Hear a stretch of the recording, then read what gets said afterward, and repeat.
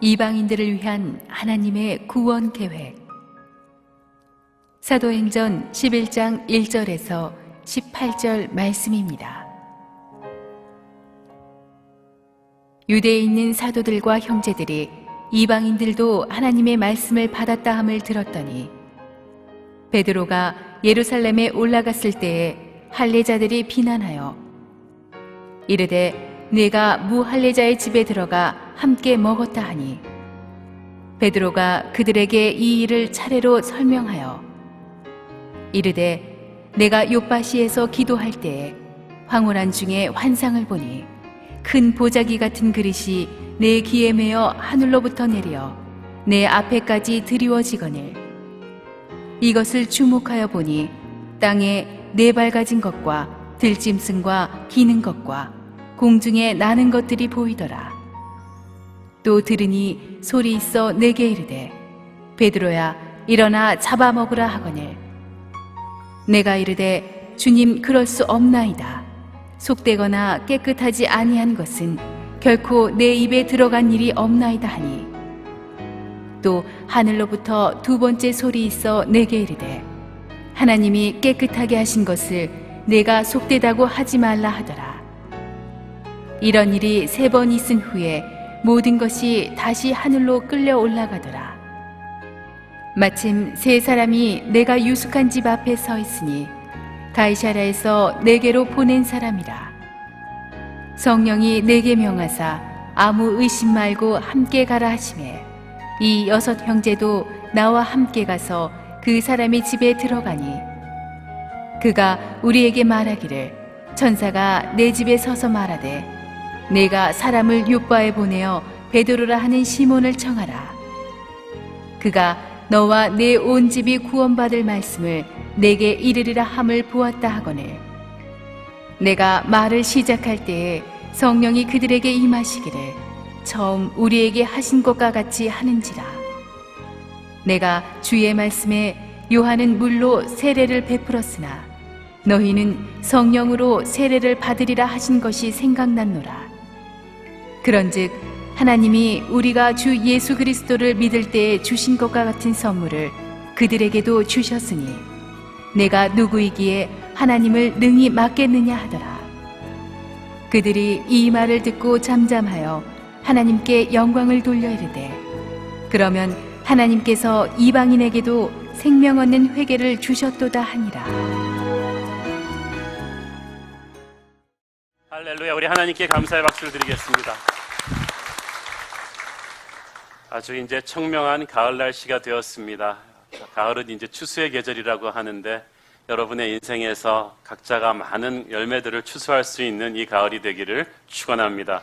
우리 함께 한번 기도하시고 하나님의 말씀 듣겠습니다. 사랑하는 아버지 은혜를 감사합니다. 이 가을에 하나님의 음성 듣기를 사모해서 성전으로 달려온 우리 성도님들의 마음속에 하나님 말씀하여 주옵소서. 예수님의 이름으로 기도드렸습니다. 아멘.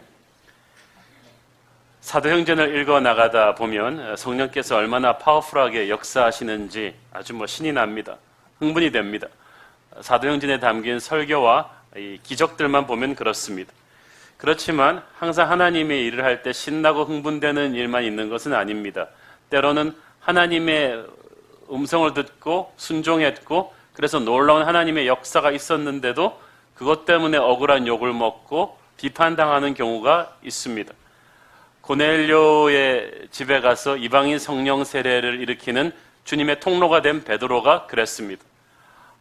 자기도 원래 원했던 게 아니고 자기 선입관을 깨고 성령의 음성을 듣고 가서 이런 기적을 일으켰는데 놀라운 부흥이 있었는데 집에 돌아와 보니까 예루살렘에 와 보니까 집에 사람이 가득 차고 있는데 이 사도들, 자기 친구 영적 리더들과 이방인 예루살렘 교회 지도자들이 베드로가 딱 들어오니까 그냥 싸나운 얼굴로 쳐다보고 있는데 이게 심상치가 않아요. 그러더니 베드로 앉자마자 막 따지는 것입니다. 사도행전 11장 1절 2절 같이 보겠습니다. 시작. 유대에 있는 사도들과 형제들이 이방인들과 하나님의 말씀을 받았다 함을 들었더니 베드로가 예루살렘에 올라갔을 때에 할례자들이 비난하여 3절 이르되 네가 무할례자의 집에 들어가 함께 먹었다 하니. 자, 여러분, 이 남을 판단하는 이 습관, 남을 비판하는 이 습관이 우리가 예수 믿어도 참 사라지지 않는 것 같습니다. 그래서 이 로마서 2장 1절에서 이 바울이 이 남을 판단하는 습관, 공격하고 비판하는 습관이 있는 믿음의 형제들에게 이렇게 이야기하지 않습니까? 로마서 2장 1절 시작. 그러므로 남을 판단하는 사람아, 누구를 막론하고 네가 핑계하지 못할 것은 남을 판단하는 것으로 내가 너를 정죄함이니 판단하는 내가 같은 일을 행함이니라. 아멘.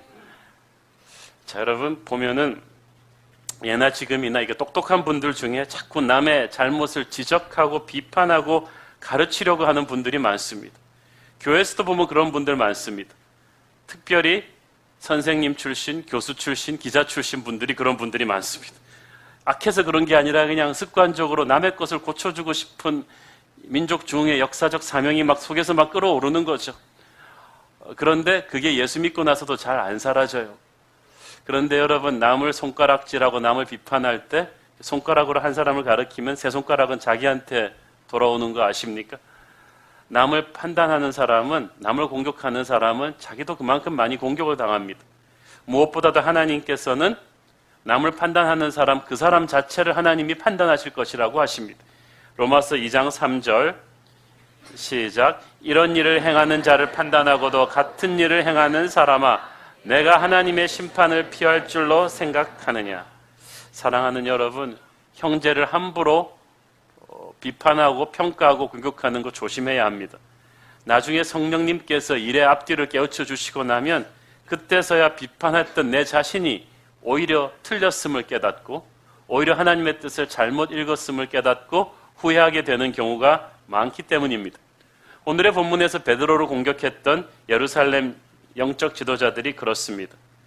내가 무할례자의 집에 들어가 함께 먹었다. 같은 사건을 보고 어떻게 보는 초점이 이렇게 다를 수가 있을까요? 아니, 그 수많은 사람들이 성령 세례 받았는데 구원받고 성령 세례 받은 그거는 안 보이고 일단 무할례자의 집에 들어갔다는 사실이 굉장히 중요한 것입니다. 같은 걸 보더라도 전혀 다른 게 보여요. 이 할례 의식과 이 유대인들의 선민 의식, 이거 무섭습니다.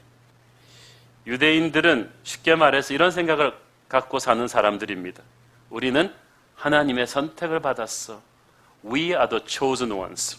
우린 영적으로 성골이야.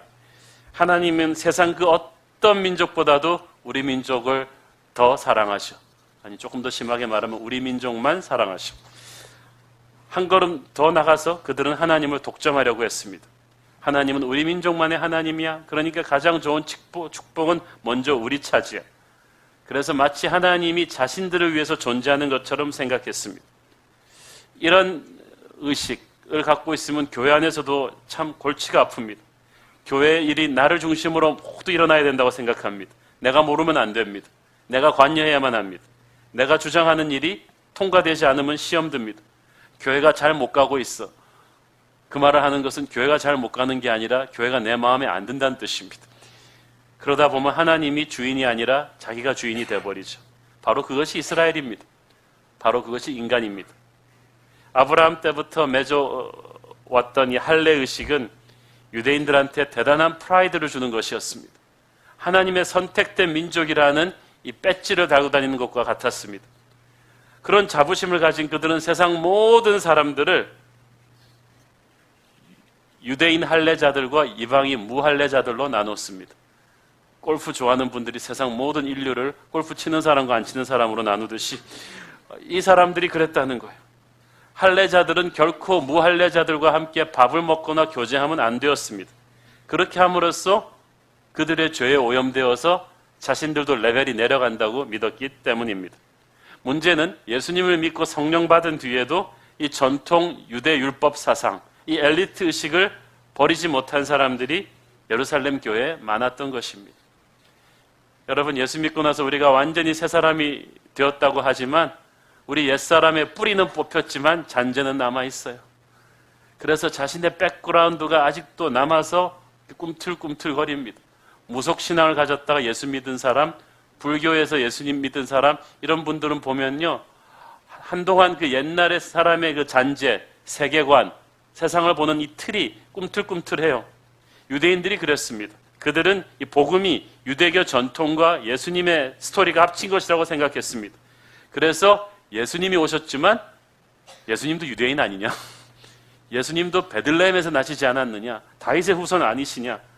그래서 예수를 믿었지만 아직 율법주의적 그 엘리트 의식으로부터 자유롭지 못했던 것입니다.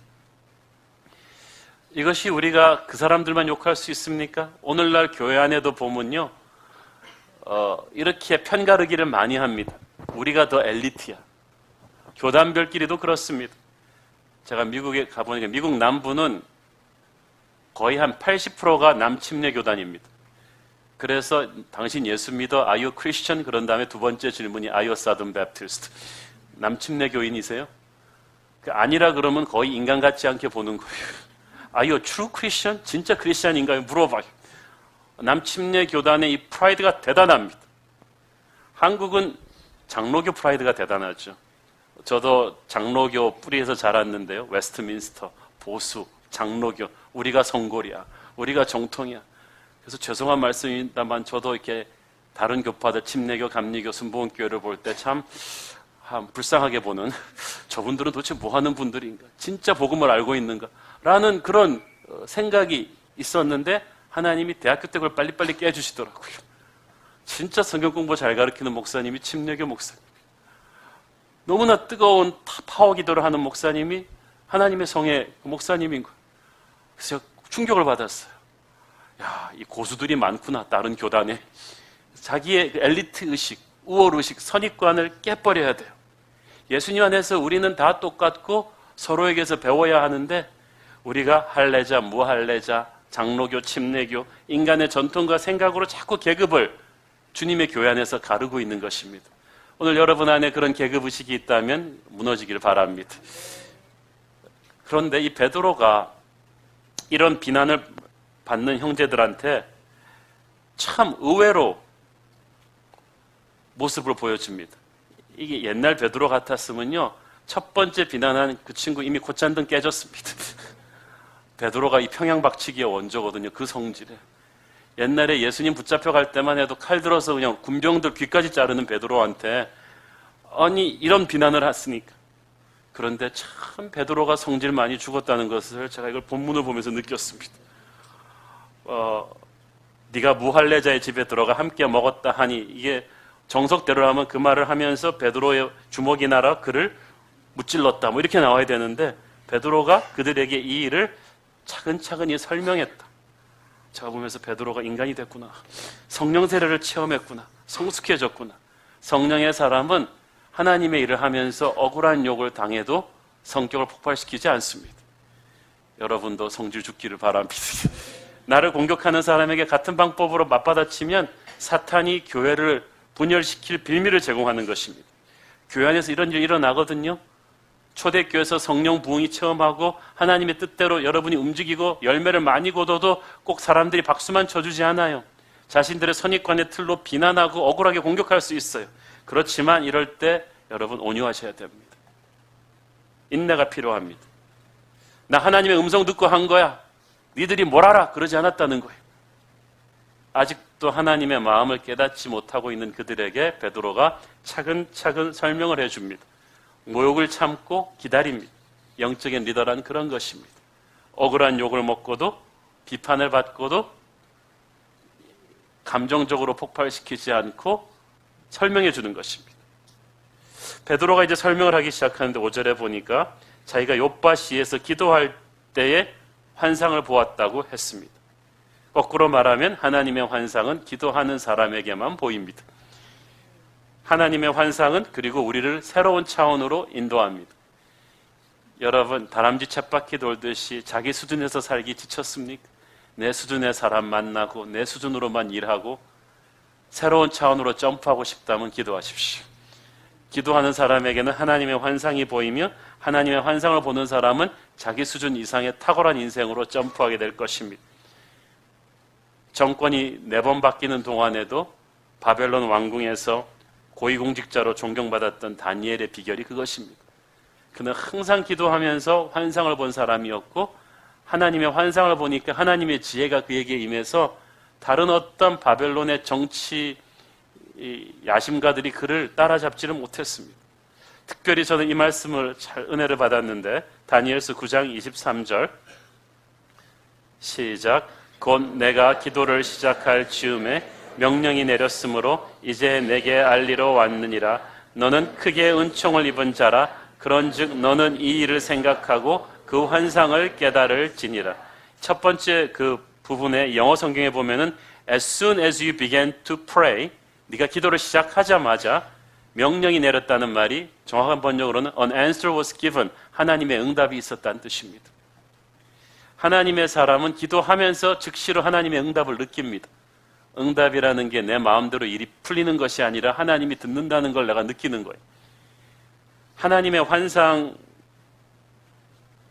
하나님께서 다니엘에게 깨달으라고 하십니다.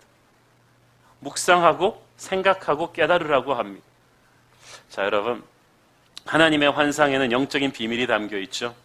우리의 과거를 해석해주고 현재에 대한 비밀을 풀어주고 미래를 보여주는 그런 섭리가 담겨 있는데 이 영적인 신비가 너무 깊어서 환상 보자마자 금방 이해할 수 없습니다. 요한계시록에서 요한이 본 환상도 계속 성령께서 설명을 해주셔야 됐고 에스겔도 자기가 본 환상 다 이해 못했습니다. 다니엘도 마찬가지고 베드로도 마찬가지입니다. 환상을 보았지만 금방 이해할 수가 없어요. 여러분, 환상을 이해하려면 말씀 묵상이 필요해요. 더 깊은 기도가 필요합니다.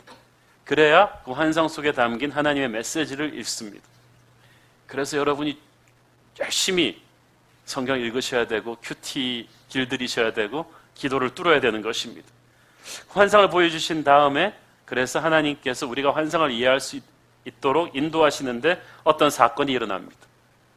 그리고 그 사건에 대해 겪고 있는데 하나님께서 또 말씀해 주시면서 그걸 해석을 해 주십니다.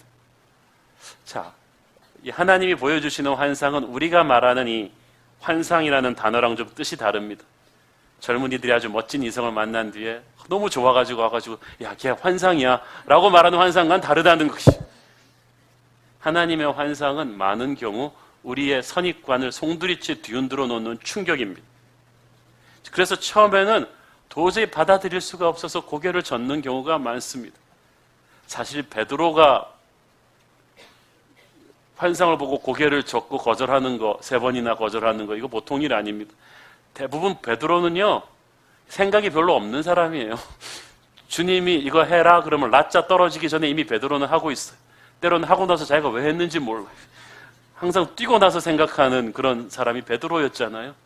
순종이라는 말 사전에서 찾아보면 거기 베드로 사진이 있습니다.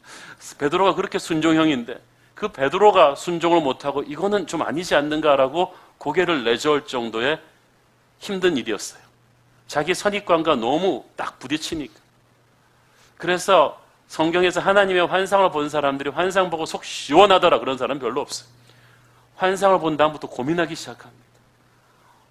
요셉, 다니엘, 요한 이런 사람들이 하나님의 환상을 보고 나서 괴로워합니다. 이것을 어떻게 내가 해석을 해야 되는가? 베드로도 괴로워했던 거예요. 자, 그 다음에 환상을 본 다음에 어떻게 됩니까? 하나님께서 내 진짜 현실에서 어떤 사건이 일어나게 하십니다. 11절을 보십시오. 시작. 마침 세 사람이 내가 유숙한 집 앞에 서 있으니 가이사라에서 내게로 보낸 사람이라. 자, 여러분, 하나님의 사람은 있잖아요. 영적인 세계와 보이지 않는 영적인 세계와 보이는 자기의 인생이 딱 연결되어 있다는 것을 압니다. 기도하는 사람은 그래서 여러분이 오늘 스치는 어떤 사람, 만나게 된 어떤 사람, 여러분 인생에서 터지는 어떤 일이 이게 예사로운 일이 아니에요. 이게 다 여러분이 기도 중에 본 환상이랑 연결되어 있거든요. 우연히 일어나는 건 없어요. 전 여러분이 자신의 인생을 예사롭지 않게 보기를 바랍니다. 오늘 내가 만나는 사람은 그래서 다 하나님이 섭리한 사람이에요. 보내준 분이에요. 베드로가 가만 보니까 당혹스러웠어요. 내가 안면도 모르는 이 로마군 고위장교가 왜 나한테 사람 보냈지? 이 로마군 장교 명령을 거역할 수도 없지만 이방인인 그를 따라갔다가 내가 유대인들한테 어떤 공격을 받을까라는 이런 생각들이 머릿속을 막 오고 가니까 더 기도하지 않았겠습니까? 여러분, 환상을 보고 어떤 상황이 생겼을 때 이게 이해가 안 되면 더 기도하셔야 돼요. 더 열심히 기도하니까 성령께서 그 다음 명령을 내리신 것입니다. 12절 보십시오. 12절, 성령이 내게 명하사 아무 의심 말고 함께 가라 하십니다. 자, 이게 중요합니다. 성령이, 사건이 일어난 뒤에 성령께서 명령을 주십니다. 행동 지침이에요. 이게 중요합니다. 하나님의 음성을 듣는 것 이상으로 중요한 것은 음성대로 행동하는 것입니다. 여러분이 음성을 못 듣는 것은 행동할 마음이 없기 때문입니다. 근데 내가 정말 그분을 믿는다면 그분의 말씀대로 행동해야죠. 행함이 없는 믿음은 죽은 것이니까. 자, 그런데 성령께서 그냥 아무 말 말고 가라고만 하셨지 이 상황을 설명해 주지 않았습니다. 굉장히 금자씨는 친절했는데 성령은 친절하지 않았어요. 그냥 가라는 거예요. 의심하지 말고 가라. 무엇인지에 대해서 아직 설명을 못 해주겠다. 그냥 이 시점에서는 그냥 나를 믿고 가라. 이게 굉장히 우리 신앙생활에서 받아들이기 힘든 미스테리입니다. 어느 시점에서 하나님이 설명을 안 해주고 약속을 주십니다. 그냥 믿고 가라. 사실 여기는 하나님의 섭리가 있습니다. 우리가 약하기 때문입니다. 하나님은 우리의 인생의 영적 여정에서 그 포인트에서 우리가 감당할 수 있을 만큼만 말씀을 주십니다. 하나님이 요셉이 어렸을 때 꿈을 꿨잖아요. 그 꿈이 그냥 10형제를 상징하는 10개 뱃단이 쫙 늘어서도 자기한테 절하는 꿈이에요. 아버지 엄마를 상징하는 해와 달이 자기한테 절하는 꿈이에요. 자, 그럼 그 환상을 본 요셉한테 만약에 하나님이 요셉에 불러가지고 요셉아 일로 와봐. 15살짜리 요셉이 우리 둘째 아들 나이에 불러. 요셉아, 내가 그러면 풀 패키지로 내가 네 인생을 얘기해 줄게. 미리 얘기해 줄게. 제 친구 중에도 그런 사람이 있어요. 추리소설 사면 항상 끝에 장부터 읽어봐요. 누가 범인이냐. 그러면은 범인은 뭔지 알아서 속은 시원하겠지만 그 책에 묘미가 없잖아요. 가면서 이렇게 좀 생각하고 고민해보는. 근데 꼭 한국 사람들이 그렇게 예수를 믿어요. 빨리 결론을 알고 싶은 거예요. 제 인생을 향한 하나님의 뜻. 저 지평선까지 쫙 보고 싶은 건데 만약 하나님이 요셉 불러가지고 요셉아, 너 30살에 총리 대신 될 거야. 이집트의 총리 대신 될 거야. 그러면 10대가 좋아하고 진짜? 그런데 말이야, 지금부터 너 좀 생고생을 해야 된다. 너의 형들이 너를 배신해서 팔아서 넌 노예로 끌려가가지고 가갖고 기본 하루 노동시간 17시간씩 일하다가 죽도록 일하다가 어느 날 그러다가 보디발이라는 아저씨 집에 가서 이제 일하게 될 텐데 거기서 이상한 아줌마가 너한테 막 달려들어서 유혹을 할 거야. 그럼 네가 그 장엄하게 거절하고 나면 그 아줌마 때문에 다시 너는 감옥에 들어가게 될 거야. 그래서 또 감옥에서 죽어라고 고생하다가 30살 되면 그때부터 내가 총리 대신으로 너를 사용할 거야. 그러니까 요셉아, 지금부터 너의 10대, 20대는 노예생활, 감옥생활이야. 그 말을 하면 15살의 요셉 수준에서 뭐라 그랬을까요? 주님, 내가 여기 있어. 나를 받으라 그랬을까요? 우리 아들 같으면 그렇게 얘기했을 거예요. 하나님, 나 총리 대신 안 해도 괜찮아. 나 평범하게 살고 싶어. 그런 꿈은 옆에 죄를 주세요. 저는 기절할 거예요. 그래서 하나님이 풀픽처를 안 보여주는 것입니다. 지금 내 인생에 왜 여기까지밖에 안 보여주시는가? 그것은 이것이 우리 실력으로 이 시점에서 감당할 수 있는 최선이기 때문입니다.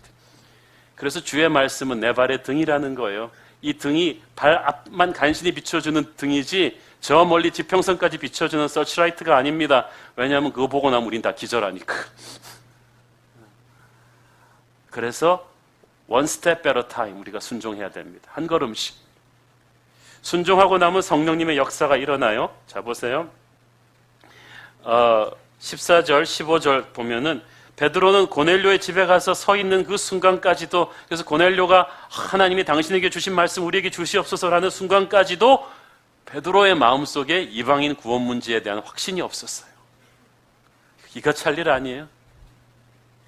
주님이 명하셨으니까 할 수 없이 복음을 전하고는 있지만 베드로 마음속에 이 불 같은 게 없다는 거예요. 여러분, 참 이게 희한한 일이에요. 목회자가요, 진짜 성령 충만해서 오늘은 그냥 건드리기만 하면 성령 폭발이야, 그러고 나오는 때가 있고, 어떤 때는 몸도 마음도 너무 힘들어서 오늘날은 내가 설교하는 게 아니라 듣고 싶어 이러면서 거의 하나님한테 질질 끌려 나와서 설교하는 때가 있습니다. 그런데 그날 하나님의 불이 만다는 거예요. 그러면 어떡하겠어요? 자기가 놀라는 거죠. 베드로가 이날 이랬습니다. 이방인의 구원에 대한 확신이 없이 성령님이 시키시니까 계속 설교하지만 자기 눈앞에서 예루살렘 성령 강림 사건과 똑같은 일이 폭발한 거예요. 여러분, 순종하는 사람에게는 항상 그를 통하여 성령님의 역사가 임합니다. 여러분이 100% 확신 안 해도 괜찮아요. 하나님의 말씀이니까 순종하니까 그것을 어여삐 보시고 주님께서 사용하시는 거예요. 나는 100% 확신될 때까지는 위선자가 아니므로 움직이지 않을 거야. 절대 그런 사람 통해 하나님 일하지 않습니다. 여러분, 걱정 마세요. 12사도가 처음부터 뭐 갈 때마다 확신 가지고 간 거 아니에요. 전부 다 덜덜 떨면서 가서 그냥 해본 거예요. 제가 이렇게 손 들고 기도할 때 막 쓰러뜨릴 때 그 기도하시는 목사님 제가 서브로 한번 부목사 때였으니까 헬퍼를 했던 때가 있는데 가서 자기가 다 못하게 옆에서 같이 기도하라는 거예요. 내가 기도할 때 안 넘어가면 어떡하지? 그런 의심을 갖고 했는데도 쓰러져요. 그건 제가 한 게 아니라는 거예요. 의심이 있다 할지라도 하나님을 믿고 순종하며 나갈 때 하나님께서 움직이세요. 베드로를 그렇게 사용하신 거예요. 10장에서는 베드로가 설교하는 도중에 성령 임했다고 되어 있는데 여기서는 베드로가 설교 시작하면서부터 성령 임했다고 합니다. 여러분이 이 10장과 11장의 그 좀 차이를 많이 보시면 좋은데 둘 다 맞는 말이에요. 설교하고 나서 성령이 임했지만 베드로는 이미 설교 시작할 때 성령의 어떤 기운을 느낀 거예요. 오늘 뭔가 터지겠구나. 어떤 집회에 가면 그런 거 느끼는 때가 있어요. 설교 시작하면서부터 어떤 분의 임재를 강렬하게 느낀 때가 있습니다. 오늘 대박이구나. 오늘 영적인 폭발이 있겠구나. 이 스포츠 선수가, 베테랑 선수가 경기 시작하면서부터 느낀 때가 있습니다. 오늘은 이겼구나. 설명할 수 없는 어떤 직관이 딱 오듯이 영적인 그런 느낌이 베드로에게 딱 온 거예요. 그리고 성령이 쏟아집니다. 이방인들에게 임하는 그 성령의 충격적인 현장을 보면서 베드로는 얼마나 놀랐을까요? 그리고 그 순간에 베드로한테 어떤 일이 일어납니다. 16절 보세요. 시작. 내가 주의 말씀에 요한은 물로 세례를 베풀었으나 너희는 성령으로 세례를 받으리라 하신 것이 생각났노라. 여러분, 어떤 일이 일어났을 때, 하나님의 기적이 딱 일어났을 때 여러분이 하나님의 말씀이 생각나기를 바랍니다. 여러분, 하나님의 사람은요, 하나님의 말씀이 2000년 전에만 존재했던 그런 말이라고 믿지 않아요. 지금 내 삶에 이루어지고 있다는 거예요. 그래서 내가 해석할 수 없는 어떤 일들이 일어나면 여러분, 하나님의 말씀이 생각나셔야 돼요. 하나님의 말씀은 살았고 운동력이 있어서 내 삶에서 일어나는 거거든요. 제가 10여 년 전에 처음 한국 와서 거의 임종하기 직전에 분한테 예수님을 이분이 영접을 안 했기 때문에 그 집안 식구들이 소원이 이분을 좀 숨이 돌아오게 해서 예수를 영접시키고 가게 해달라는 그런 어려운 주문을 저한테 하는 거예요. 저는 그래서 반신반의하면서 그냥 주께서 하실 수 있으시면 이분을 일으켜 주시고 그런데 벌떡 일어났어요. 그래서 복음을 전해서 예수를 영접시켰어요. 그리고 그분이 그럼 다시 조용히 눈 감으시고 임종 예배를 드리는 게 시나리오였는데 이분이 안 돌아가시는 거죠. 며칠 있다가도 안 돌아가시고 세례를 받겠다 그러셨어. 세례를 주었더니 그래도 안 돌아가시고 6년을 더 사셨어. 저는 그 집을 나오면서 그 말씀이 팍팍 들어온 거 있죠. 나는 부활이요 생명이니 나를 믿는 자는 죽어도 살겠고. 아, 주님이 정말 부활의 주님이셨구나. 나 같은 아무것도 아닌 종이 기도하는데 일어나는데 예수님이야. 부활이 사실이구나. 그 말씀이 딱 생각나는 거예요. 베드로가 이방인 성령 세례 받는 걸 보면서 그때 비로소 주님이 살아계셨을 때 설교하신 말씀이 딱 생각이 나는 거죠. 사랑하는 여러분, 여러분은 성경을 읽기만 하는 것이 아니라 삶에서 확인하기를 바랍니다. 말씀이 성육신 되는 거예요. 사실이었구나. 그리고 베드로는 차원이 다른 하나님의 역사 앞에 항복합니다. 자기가 틀렸다는 걸 깨닫는 거예요. 하나님이 옳았다는 것을 깨닫는 것입니다. 이사야서 55장 8절부터 9절까지 보겠습니다. 시작. 이는 내 생각이 너희의 생각과 다르며 내 길은 너희의 길과 다름이니라. 여호와의 말씀이니라. 이는 하늘이 땅보다 높음같이 내 길은 너희의 길보다 높으며 내 생각은 너희의 생각보다 높으니라. 아멘. 여러분들 다 자기 생각이 있으시죠? 다 자기 고집이 있으시죠? 다 자기 신념이 있죠? 다 자기 신념이 옳다고 생각하시죠? 그게 가장 성경적이라고 생각하시죠? 교회 오래 다니고 성경 공부 많이 한 분들일수록 그런 도구마를 만듭니다. 자기의 독선적인 견해죠. 그리고 그게 하나님의 뜻이라고 생각합니다. 그러나 정작 성령 체험을 하면서 살아가는 사람은 살아계신 하나님의 임재랑 쾅쾅 부딪힐 때마다 내 생각이 틀렸다는 것을 인정하는 사람입니다. 하나님 생각이 내 생각과 틀렸거든요. 그리고 하나님 생각이 내 생각과 다른데 옳거든요. 이걸 인정할 수 있는 게 영성입니다. 이걸 인정할 수 있는 게 겸손입니다. 저는 특히 목사로서 이런 신학적인 독단, 목회적인 독단에 빠지지 않도록 굉장히 기도하면서 조심을 합니다. 말씀 준비하거나 기도하거나 사람을 대할 때 나의 신학과 목회 경험으로 하나님을 가두어 버리지 않도록 내가 생각할 수 없는 하나님의 놀라운 포용력과 그 섭리를 발견하고 날마다 부서질 준비를 합니다. 그래서 날마다 무릎을 치도록 내 생각이 짧았군요. 제 생각이 너무 강팍했군요. 내 믿음이 너무 피상적이었군요를 주님 앞에서 고백하는 것입니다. 이것을 우리는 날마다 주님 앞에서 죽는다고 합니다. 사실 이런 경우 굉장히 많습니다. 저는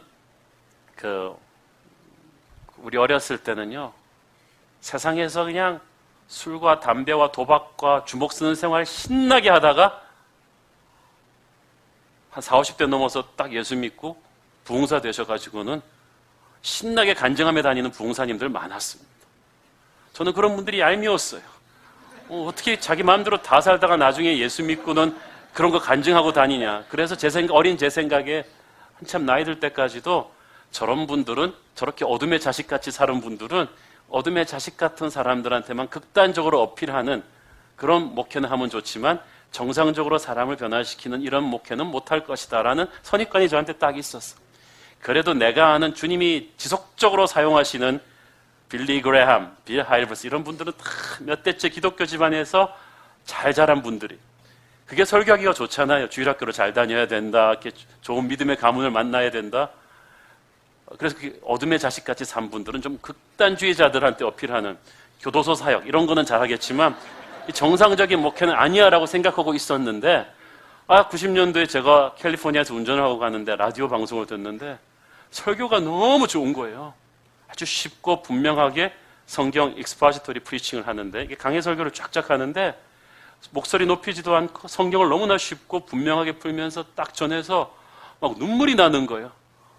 내 지성과 영성과 감성을 동시에 터치하면서 목사가 라디오 방송 들으면서 은혜 받기 쉽지 않잖아요. 이 사람이 누구냐?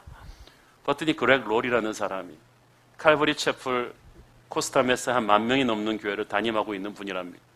매년 몇만 명이 넘는 하베스트 크루세이드에서 다음 세대 빌리 그레함으로 불리며 전도 집회로 사람들을 목양하고 있는 그런 분들이란 거예요. 자, 그래서 분명히 이분은 내 공식대로 믿음의 가문에서 예쁘게 잘 자란 그런 분일 거야. 그런데 그렉 롤리의 간증을 딱 듣는데 어느 날 자기 간증을 하는데 이분이 어떤 백그라운드인가 하면 어렸을 때 어머니가 이혼한 뒤에 몇 명의 보이프렌드가 계속 바뀌면서 한 집에서 쫓겨나면 다른 집에 살면서 살아 그런 사람이었던 거예요. 그래서 어렸을 때부터 마약과 술에 쩔어서 살은, 오토바이 스피드 레이스에 쩔어서 살은 완전히 깽이었던 거예요. 어둠의 자식이요.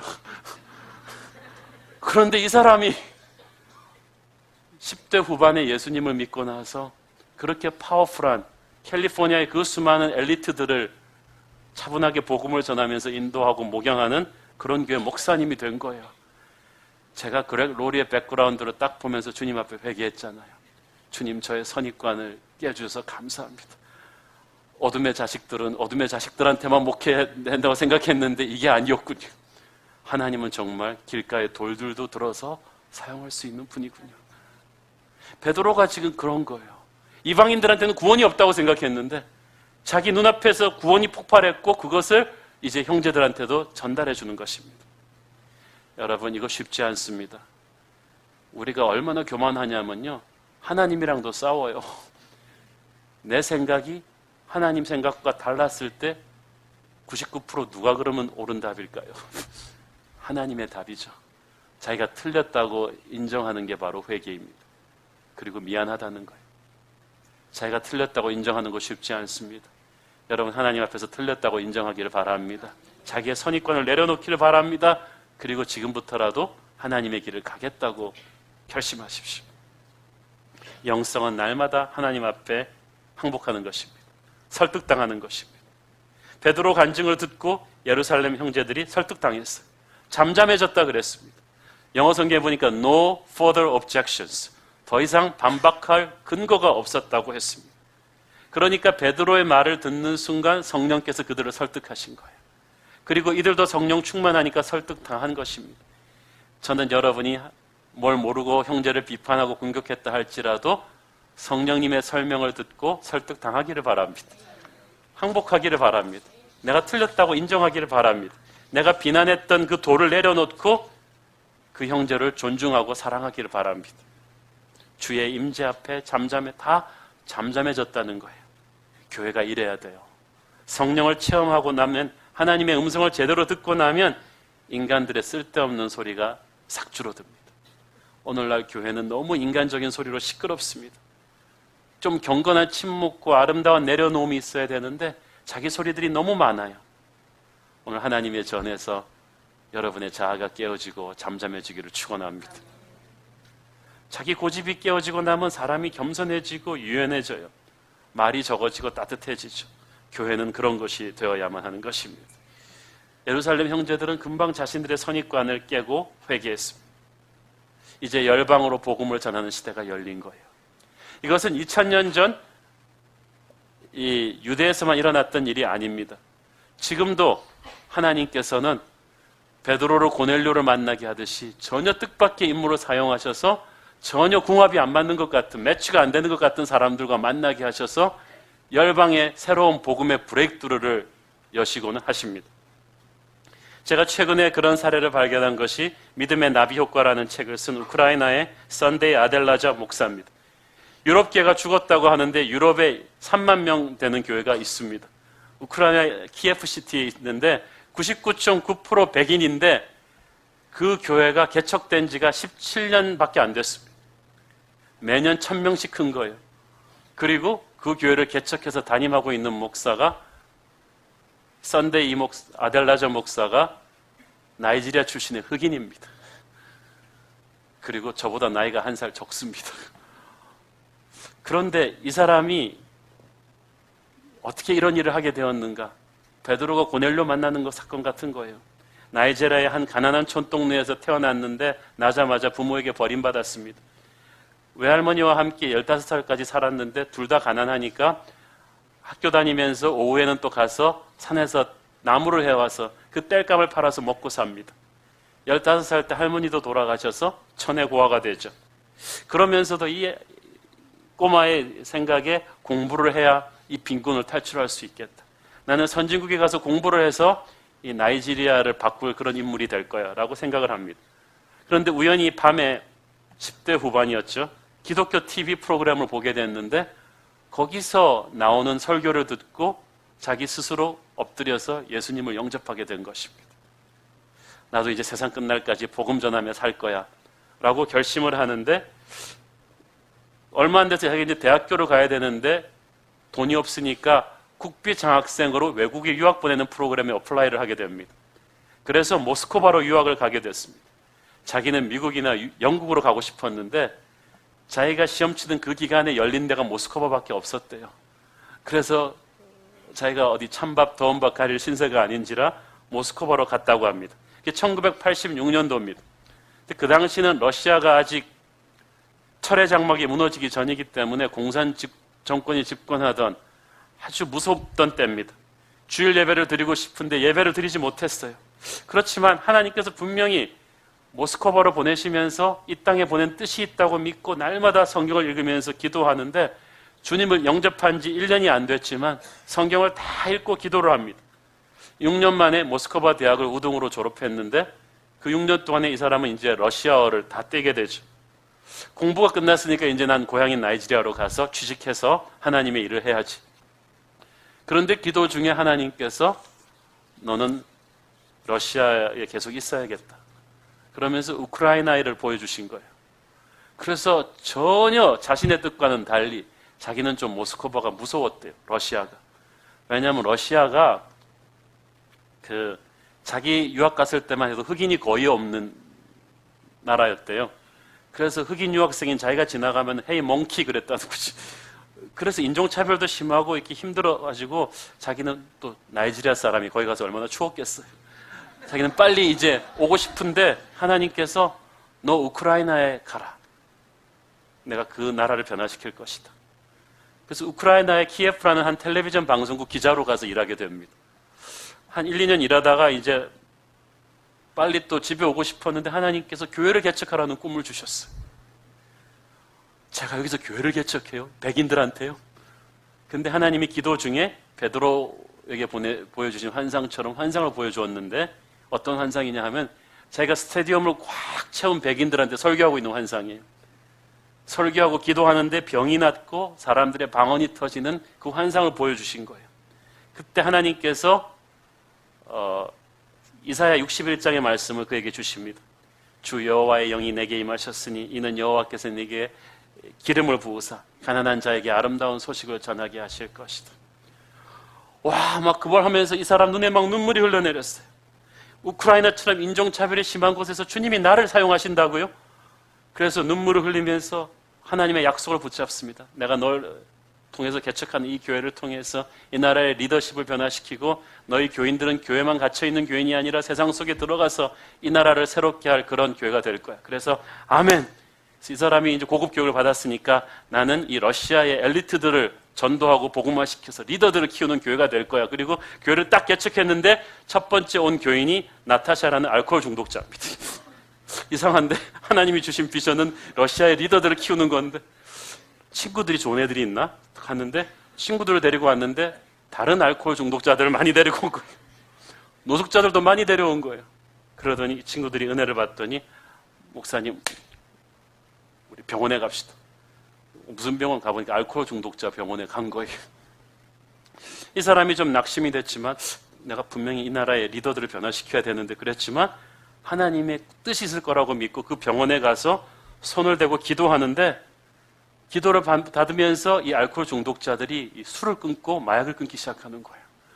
부모들이 놀래서 달려왔어요. 어떻게 이런 일이? 당신이 흑인이 백이든 상관없다. 수렁에 빠진 내 아들을 구했으니 나는 당신의 예수를 믿겠다. 그래가지고 첫 해 1000명이 교인이 되었습니다. 그때부터 매해 1000명씩 늘어났다고 합니다. 그리고 2000명, 3000명 늘어나면서 그다음부터는 키예프의 교육국장, 군 장성 이런 사람들이 오기 시작했다는 거예요. 이렇게 해서 세운 하나님의 대사교회가 단지 교인 숫자만 많은 것이 아니라 이 사람이 하나님한테 받은 비전이 교회만 갇혀 있는 것이 아니라 이 세상 속으로 into the marketplace. 우리 교인 한 사람 한 사람이 복음으로 훈련화되어서 전문직을 가지고 이 우크라이나를 변화시켜야 된다는 거예요. 그래서 이 교회가 3,000명이 되었을 때 2004년도에 3,000명이 넘어갈 때 우크라이나의 부패한 공산 독재 정부가 무너지고 제대로 된 민주주의 정부가 들어서는 오렌지 혁명의 결정적인 수훈 공신이 바로 이 교회 교인들이 됩니다. 그래서 처음으로 크리스찬 대통령이 들어서면서 기도로 나라의 문을 열고 크리스찬들을 대통령, 수상, 교육부 장관에 임명하기 시작했는데 키예프 시장부터 시작해서 하나씩 둘씩 이 교인들이 들어가는 거예요. 이것을 위해서 이 교회는 나라를 위해서 매달 3일씩 금식하면서 기도했는데 그래서 우크라이나의 정계, 재계, 교육계, 문화계 요소마다 이 하나님의 대사 교인들이 들어갔는데 교인 3만 명이 되니까 이제는 정치 중요한 결정도 함부로 못하게 된 그래서 이 우크라이나가 살아나는 그런 역사가 일어나고 있다고 합니다. 지난 5년 동안에 이 교회를 통해서 하나님의 복음을 들은 사람이 100만 명이 넘습니다. 이 모든 것들이 아무것도 없는 한 가난한 나이지리아의 목사가 베드로가 고넬료를 찾아오듯이 하나님의 음성을 듣고 시작한 데서부터 비롯되었던 것입니다. 사랑하는 여러분, 하나님은 지금도 이런 스토리를 재현하기를 원하십니다. 우리가 생각하지도 못했던 사람들에게 우리를 보내실 거예요. 하나님의 새로운 환상을 보여주실 때 여러분은 자기의 선입관을 버려놓고 주님의 손에 쓰임받는 그런 분 되기를 축원합니다. 하나님은 세상 모든 민족이 구원을 얻기까지 물이 바다 덮음같이 하나님의 영광으로 이 땅을 덮기를 원하시고 우리를 주의 손과 발로 사용하기를 원하십니다. 자신의 선입관을 내려놓으시고 배타성을 내려놓으시고 마음을 활짝 열고 그분의 손에 쓰임받는 그런 성도들, 교회가 되기를 축원합니다. 기도하겠습니다. 사랑하는 아버지, 은혜를 감사합니다. 베드로가 예루살렘의 형제들이 우월의식을 버리고 자신들의 선입관을 버려놓고 성령님께 순종했을 때 이방인 선교의 문이 열렸듯이 우크라이나의 한 흑인 청년 목사의 순종을 주님이 사용하셔서 거대한 부흥의 불길을 일으키셨듯이 주님께서 우리를 사용하셔서 이 땅에 새로운 부흥의 파도를 불러일으켜 주시옵소서. 예수님의 이름으로 기도했습니다. 아멘.